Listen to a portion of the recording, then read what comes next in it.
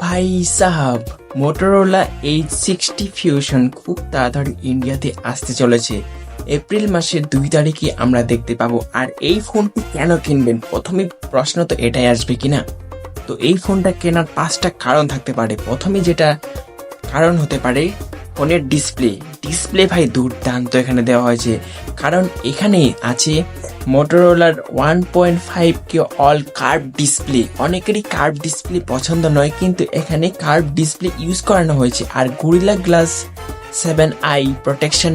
এই ফোনটি কেনার দ্বিতীয় কারণটি যে হতে পারে IP58 IP59 আছে, ওয়াটার অ্যান্ড ডাস্ট রেজিস্ট্যান্ট। ভাই সাহাব আলাদাই। এই ফোনটি আপনারা জলের মধ্যেও ইউজ করতে পারবেন।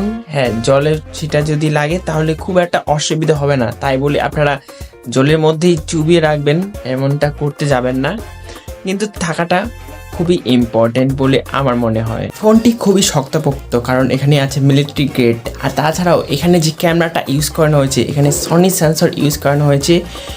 অন্যান্য ফোনগুলিতে আমরা দেখি যে ক্যামেরা ভালো, তো অন্যান্য কিছু ভালো দেয় না, কিন্তু না, এখানে ক্যামেরা তো যথেষ্ট ভালো আছে, কারণ এখানে আছে সনি সেন্সর।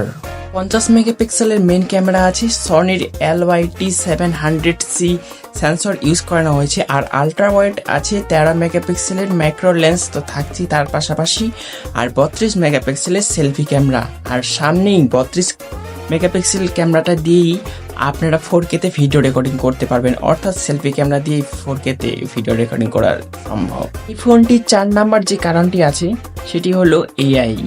আপনারা তো AI এর কাজ জানেন, তো আলাদা করে আর বলছি না। আর লাস্টে যেটা আসবে সেটা হলো ফোনের প্রসেসর। এইখানে প্রসেসর ভালো দেওয়া আছে, মিডিয়াটেক ডায়মেনসিটি 7400 চিপসেট দেওয়া হয়েছে। এই প্রসেসরটা নতুন একটি চিপসেট, ডায়মেনসিটি 7300 যে প্রসেসরটি আমরা দেখতে পাই তার থেকে স্লাইটলি একটু বেটার এই প্রসেসরটি। আর এই ফোনটিতে আছে 5500 mAh এর ব্যাটারি, 68 ওয়াটের টার্বো চার্জার। তো ভাই সাহেব আলাদা নেক্সট লেভেল হবে, খুব তাড়াতাড়ি চার্জ হবে। আর এই ফোনটিতে থাকছে 3 বছরের অ্যান্ড্রয়েড আপডেট, তার পাশাপাশি 4 বছরের security update. Motorola H60 fusion খুব তাড়াতাড়ি ইন্ডিয়াতে আসতে চলেছে। 2 তারিখেই লঞ্চ হচ্ছে, এপ্রিল মাসে 2 তারিখে আমরা দেখতে পাবো। আর কি দামে লঞ্চ হচ্ছে সেটাই কিন্তু দেখার বিষয়।